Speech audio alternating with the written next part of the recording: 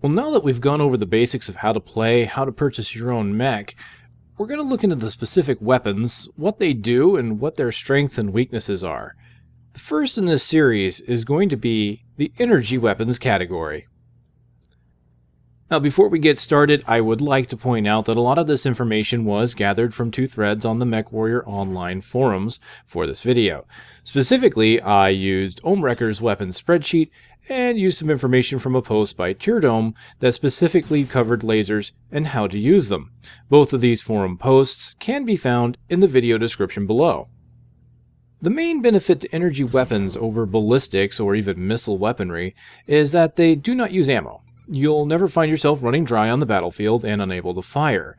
The downside to most energy weapons is that they come at increased heat cost. The first energy weapons we're going to cover are lasers.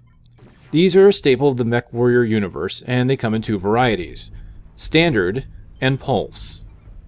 Both types come in three categories: small, medium, and large, with the standard lasers getting a fourth, the extended range version of the large laser. The main benefit of lasers is that due to being made of light, they will hit your target instantaneously, unlike ballistics, which have a travel time. This makes lasers very useful for hitting mobile targets or targets at long range. Lasers do not do their damage all at once though, rather they do their damage over a 1 second burn time. This damage is calculated over 10 ticks of damage during that 1 second. This means that if your laser is off target for even half a second, you'd be losing about 5 ticks of your damage, or about 50% of it. This also means that even if you hit your target, you may accidentally spread your damage across multiple mech locations rather than hitting one. You want to consider this when you're trying to make a build with lasers. Standard lasers have 4 size categories, each with its own damage and range. You can see the effective range of your lasers in the weapon's loadout on your HUD in the lower right hand corner. The numbers you see are the effective range, the range that they'll do their maximum damage. Lasers, much like any other weapon, can extend beyond this range, up to double the range listed. However, the further out your target is from the weapon's range, the less damage it will do. This is a linear reduction. So you take, for example, an ER large laser, which has a range of about 675 meters. If you try to hit a target that's around the 1 kilometer mark out, which is about 50% beyond the effective range, your ER laser is only going to do half of its damage. So this means you can still do damage with the ER laser up to around 1300 meters, even though it is reduced.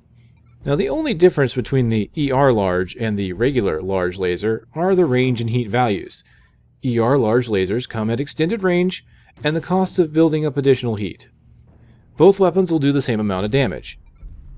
Now, each size reduction will then do less damage and have less range, but they also generate less heat.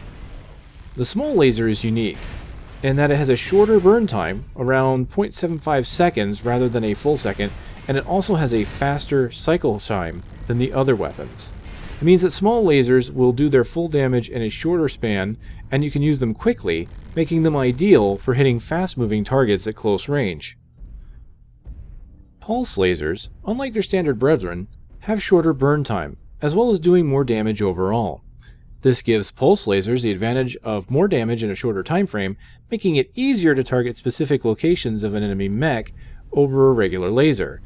Pulse lasers are excellent middle ground for people that want something with the power of a ballistic weapon with the aiming benefit of a laser. The added damage and accuracy of a pulse laser does come at a cost though. They have reduced range, and they build up more heat. They also take up more tonnage on a battle mech than the standard laser of the same size. Now, just like the small laser, the small pulse laser has a shorter burn time and faster cycle rate than the other pulse lasers. Now that we've gone over the standard and pulse, we're going to go over the overall benefits and cons to using these weapons. So lasers have an overall lower effective or maximum range compared to ballistic weaponry, but they are lighter and they take up fewer critical slots in a battle mech. Lasers have no travel time, so it's very easy to hit targets instantaneously, but they generate more heat than ballistic weaponry. Now, ballistics may be harder to aim, but they do their damage at the impact site, where the lasers might graze different parts of a mech and spread its damage out rather than focusing it. As I mentioned before, the pulse lasers are a great middle point between ballistic and laser. They do high damage on a more focused location while still having the burn time to compensate for movement. The downside, of course, to pulse lasers being, again, they have reduced range. Lastly, ballistic weapons have the additional benefit of having kinetic damage, which can rock a battle mech and make it hard for the pilot to aim. Well, since we're talking about the kinetic damage, let's talk about the laser's big brother, the PPC, or particle projection cannon. PPCs are the big daddy of energy weapons. They provide a massive punch with the range to match. The downside to PPCs is the very high heat generation. PPCs are the energy equivalent to the Gauss rifle, perfect for someone who wants the punch but doesn't want to deal with ammo. PPCs fire charged particles, meaning they're not actually lasers. They have weight and mass, and thus have a travel time. The good news is this means that when a PPC hits a mech, it will rock the chassis, much like a ballistic weapon would. Much like large lasers, the PPC comes in two flavors, the regular and the ER or extended range. The difference between them is just the same. The ER PPC comes with longer range and more heat generation, but does the same damage. Well, the upside to PPCs is that they are always available and will never run out of ammo. They're not as efficient or effective as their ballistic brethren. Compared to a Gauss rifle, PPCs have reduced range, generate more heat, and do reduced damage. While this is a lot of negatives against the PPC, Gauss rifles have to carry ammo, which means a critical hit where the opponent is carrying its ammo could spell disaster for that mech. Also take in consideration, recently, Gauss rifles have had their health changed and have a high chance of exploding when they're destroyed. That's it for the primary energy weapons, but we do have a couple utility ones that you'll want to know about. Both of these weapons are basically niche weapons used for very specific means. The first is the Flamer. This weapon is pretty much just a bigger, battle mech-sized version of the good old-fashioned flamethrower. Flamethrowers do minimal damage and have very short range. They are intended to generate a large amount of heat in an enemy battle mech. Under tabletop rules for Battletech, mechs running on high heat would typically suffer penalties such as reduced speed, accuracy loss, ammo explosions, and getting shut down.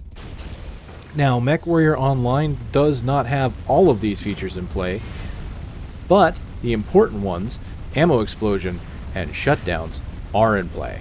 This means that making a mech generate a lot of heat can cause it to be a sitting duck or even blow up its own ammo, which can be fatal.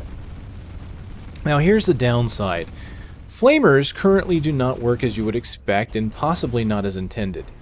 Having more than one flamer right now does not seem to generate more heat in an opposing battle mech faster, and the flamers tend to generate more heat for the user rather than the target. This, coupled with players who tend to use very heat-efficient builds, means that this weapon is not really advised right now for current mechs in the current build of MechWarrior Online. You'd be better served using a weapon that does damage instead. Alright, lastly, but far from the least, we have the TAG. TAG stands for Target Acquisition Gear. TAG is a laser designation device used to increase the accuracy of friendly mech missiles. You have to keep firing the TAG on an opposing mech for the missiles to get the effect. However, if you do, the missiles will track better and they'll have a tighter spread, hitting more of the same location rather than spreading the damage out over the entire mech. These tags are utility weapons. You're not going to get kills for them, and you might not even get a lot of recognition, really. However, any missile boat that sees that tag icon will be thankful, and your efforts may end up leading your team to victory. Now, just like any other energy weapon, tag requires no ammo, and is essentially free to use as it generates no heat. It also costs minimal tonnage and critical slots. They do, however, take one energy hardpoint that you could be putting a laser or PPC into. So you do have a trade-off. Well, ladies and gentlemen, I highly recommend you look at the reading material in the video description below. There's a lot of good stuff there, including hardpoints, tonnage, damage, ranges of all the energy weapons. In fact, all the weapons in the BattleMech universe that are in MWO right now. And the laser thread is an excellent guide to getting used to using lasers in your mech. Hopefully this will give you an idea of what you want to do with your mech in regards to energy weapons, if you want to use them or ballistics. Sometimes having a mix of both is a good idea. That way you have something to handle the fast-moving targets as well as something to pack quite a punch in one location should you need it. Hopefully you found this tutorial useful, and if you have, I would ask that you either like, favorite, or comment the video so that it helps other players find the tutorials as well. Thank you very much for watching, and I will see you on the next tutorial.